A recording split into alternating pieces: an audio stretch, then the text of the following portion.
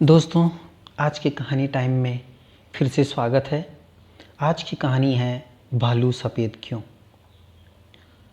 अक्सर हम मदारी के साथ जो भालू देखते हैं वो हमें काले ही दिखते हैं। ये आखिर सफ़ेद भालू आए कहाँ से, कैसे सफ़ेद बने? तो बहुत साल पहले की बात है। एक तपस्वी बहादुरपुर गांव के जंगल में तपस्या किया करते थे और उसी साधु की कुटिया के पास गुफा में एक भालू जोड़ा रहता था। तपस्वी रोज़ सवेरे नदी में नहाकर अपनी तपस्या में लीन हो जाता। वो अपनी कुटिया से बाहर नहीं जाता। भालू जोड़ा देखता कि हम अपने खाने के लिए दिन भर भाग दौड़ करते हैं, लेकिन ये तपस्वी अपनी कुटिया से बाहर तक नहीं जाता है। इसको खाना मिलता कैसे है?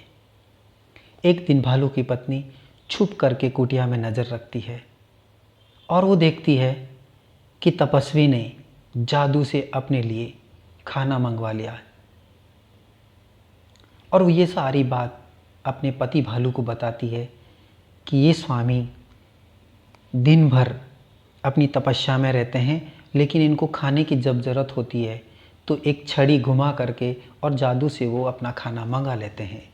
क्यों ना हम उसकी छड़ी चुरा कर ले आ जाएं और हमारे लिए भी खाना मंगवा लें।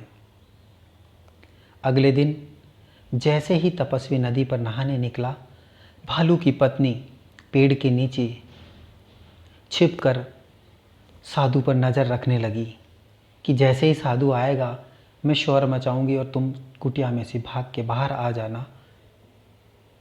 भालू कुटिया में गया, छड़ी चुराने लगा, पर उसने सोचा क्यों ना एक बार उसको देखा जाए कि ये छड़ी जादुई छड़ी है या नहीं। अपनी पत्नी के बताए अनुसार वहाँ पर हड्डी और खोपड़ियाँ जो पड़े हुए थे उनके ऊपर पानी डाला। उसने जादू की छड़ी घुमाई, पर भालू को पता नहीं था कि जादू के मंत्र क्या बोलने हैं। उसने ऐसे ही कुछ उल्टा सीधा बोला और उसके बाद छड़ी को जैसे ही छुआ, अचानक से विस्फोट हुआ। धरती दो टुकड़ों में बट गई। वहाँ पर ज़मीन फटने लगी।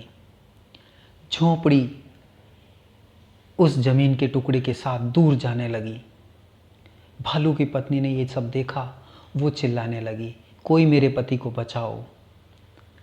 साधु ने भी देखा कि अपनी झोंपड़ी की कुटिया की तरफ एक धमाका हुआ है। वो भाग करके आता है, लेकिन वो अपनी झोंपड़ी तक नहीं पहुंच पाता है क्योंकि तब तक बहुत देर हो चुकी है। धरती बहुत दूर जा चुकी थी, दो टुकड़ों में, बीच में पानी और दरारें भर चुकी थी। और जैसे जैसे दूर जा रहे थे, भालू का एरिया पूरा बर्फीला और ठंडे वाला होता जा रहा था। ऐसी स्थिति में भालू की पत्नी साधु से विनती करने लगी, मेरे पति को बचा लो, वो ठंड से मर जाएंगे। साधु ने कहा, मैं धरती को वापस जोड़ नहीं सकता, पर इतना ज़रूर कर सकता हूँ कि मैं उसके बाल बड़े कर दूँ ताकि उसको ठंड ना लगेगी। साधु ने अपने जादू से भालू के बाल बड़े कर दिए और बड़े बड़े बालों से उसको ठंड ना लगेगी। लेकिन उसकी पत्नी ने कहा, बाल तो बड़े हो गए, पर इस बर्फीले एरिया में वो अकेले दिख रहे हैं देख, और कोई भी उसको दूर से देख करके मार सकता है, उसकी जान को खतरा हो सकता है। उसकी जान बचाने के लिए कुछ कीजिए।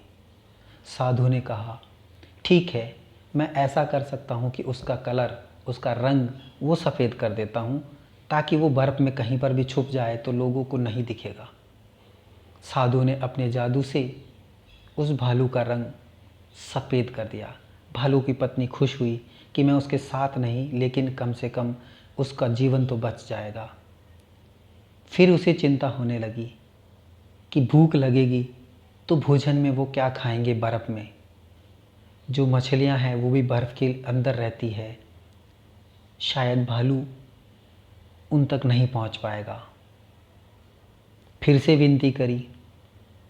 साधु ने अपने जादू से भालू के नाखून बड़े कर दिए कि मैं नाखून बड़े कर देता हूँ, इससे ये होगा कि वो अपने नाखूनों से बर्फ़ तोड़कर उसमें से मछली निकाल कर खा सकेगा।